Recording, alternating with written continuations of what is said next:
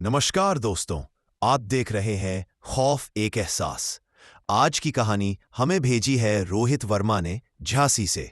रोहित ने हमें एक ऐसी जगह के बारे में बताया जहां का डर और रहस्य आज भी लोगों के जहन में जिंदा है, रानी का महल।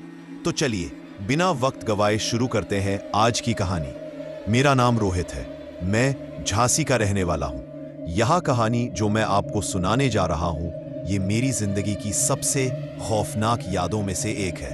आज भी जब रात के सन्नाटे में उस महल की तस्वीर मेरी आंखों के सामने आती है तो मेरी रूह कांप उठती है।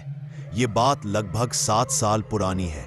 मैं तब कॉलेज में था और हमारे ग्रुप में 4 लोग थे, मैं, अंकित, मीरा और दानिश। हम सब थ्रिल के दीवाने थे।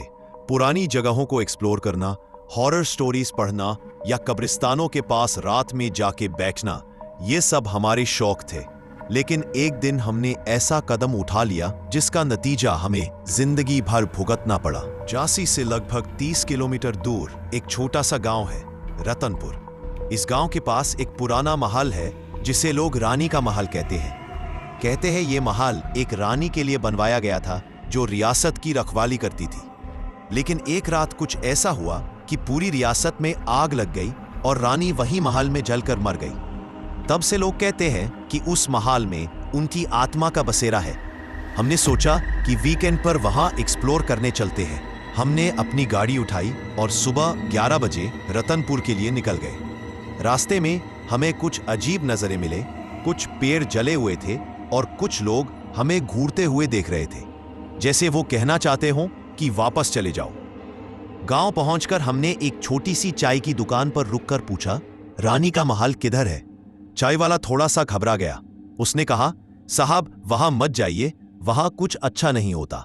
बहुत लोग आए लेकिन लौटकर नहीं गए। अंकित हंसा, अरे बाबा, हम कोई बच्चे नहीं हैं, बस देखने जा रहे हैं। वो आदमी चुप हो गया, लेकिन उसकी आंखों में डर साफ दिखता था। हमने गाड़ी से महल तक का रास्ता तय किया। महल बहुत पुराना था, दीवारें टूटी हुई थी, झारोखे से हवा में हिलती पुरानी पर्दे जैसे किसी कहानी को जिंदा कर रहे थे। महल के बाहर एक पत्थर पर लिखा था, यहां प्रवेश करने वाले अपनी मौत को बुलाते हैं। दानिश ने मजाक में कहा, ये तो परफेक्ट प्लेस है हॉरर व्लॉग के लिए। हम सब ने अपने फोन्स निकाले और वीडियो बनाना शुरू किया। महल के अंदर जाते ही एक ठंडी हवा का झोंका आया, जैसे किसी ने गले में सांस भर दी हो। मीरा ने तुरंत कहा, यहां हवा कैसे चल रही है? बाहर तो गर्मी थी। महल के अंदर चारों तरफ अंधेरा था, बस एक लंबी गैलरी जिसमें दोनों तरफ पुरानी तस्वीरें लगी थी। एक तस्वीर पर मेरा ध्यान गया, एक सुंदर सी रानी की तस्वीर, लेकिन उसके चेहरे पर एक अजीब सी उदासी थी, आंखों में जैसे नफरत भरी हो। जैसे ही हम अंदर बढ़े, एक अजीब सी खुशबू महसूस होने लगी, जैसे इत्रा या गुलाबों का। लेकिन वो खुशबू एक समय बाद एक घुट्टी सी बदबू में बदल गई। हम सब एक बड़े हॉल में पहुंचे जहां एक पुराना झूला था। मीरा ने मजाक में कहा, मैं इस झूले पे बैठती हूं। जैसे ही वो बैठी, झूले ने तेजी से हिलना शुरू कर दिया। मीरा चीख कर उठ गई, मुझे किसी ने धक्का दिया। हम सब घबरा गए। अंकित ने कहा, बस करो, तुम लोगों की हरकतों से डर लगने लगा है। पर हम सब जानते थे मीरा झूठ नहीं बोल रही थी। तभी एक कोने में हमें एक दरवाजा दिखा, लोहे का, पुराना, जंजीरों से बंद। लेकिन जैसे ही हम उसके पास गए, वो दरवाजा खुद ब खुद खुल गया। अंदर एक कमरा था, ठंडा, अंधेरा और अजीब सी हवा से भरा। दीवारों पर खून के छप थे, बिल्कुल ताजा। दानिश ने कहा, ये कोई प्रैंक तो नहीं कर रहा? अंकित बोला, यहां कोई नहीं है हमारे सिवा। तभी पीछे से किसी औरत की चीख सुनाई दी, तेज, भयानक और रूह का कांप देने वाली। हम सब ने मुड़कर देखा, लेकिन कोई नहीं था। मैं कहीं अंदर से कांप गया, चलो यहां से निकलते हैं। लेकिन तभी दरवाजा बंद हो गया, जंजीरें वापस लग गई। हम सब चीखने लगे, दरवाजा तोड़ने की कोशिश की, लेकिन कोई फायदा नहीं हुआ।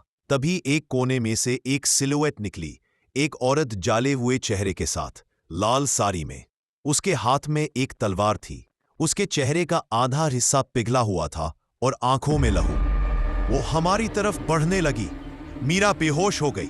दानिश जोर से चिल्लाया, हमें छोड़ दो। लेकिन उस औरत ने एकदम से हवा में एक तलवार घुमाई और दानिश का हाथ काट दिया। खून छिड़क गया। मैं और अंकित किसी तरह मीरा को उठाकर दरवाजा तोड़ने लगे। तभी एक जोर का धक्का लगा और दरवाजा खुल गया। हम तीनों ने भागकर बाहर की तरफ दौड़ लगाई। गाड़ी तक पहुंचते ही मैंने पीछे मुड़कर देखा। वो औरत महल के गेट पे खड़ी थी और उसकी आंखों में सिर्फ एक ही भावना थी, नफरत। हमने तुरंत गाड़ी चलाई और गांव से निकल गए। दानिश को हम हॉस्पिटल ले गए, लेकिन उसके हाथ का हिस्सा कभी नहीं जोड़ा जा सका। मीरा को मेंटल ट्रॉमा हो गया और आज भी वो रात में चीख कर उठ जाती है। अंकित ने कभी दोबारा इसी पुरानी जगह पर कदम नहीं रखा। और मैं बस ये कहानी आपको सुना रहा हूं ताकि आप लोग समझ सकें, कुछ जगह सिर्फ कहानियों के लिए होती है। उन्हें छेड़ना अपने आप को नरक में धकेलना होता है।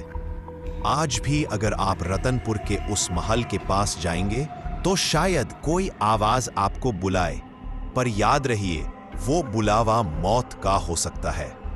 आप सुन रहे थे खौफ एक एहसास। अगर आपके साथ भी कोई ऐसी ही हॉरर कहानी घटी हो तो हमें जरूर भेजिए, शायद अगली कहानी आपकी हो। चैनल को सब्सक्राइब करना ना भूलें और हाँ, अंधेरों से बच के रहिए, क्योंकि डर कभी भी दस्तक दे सकता है।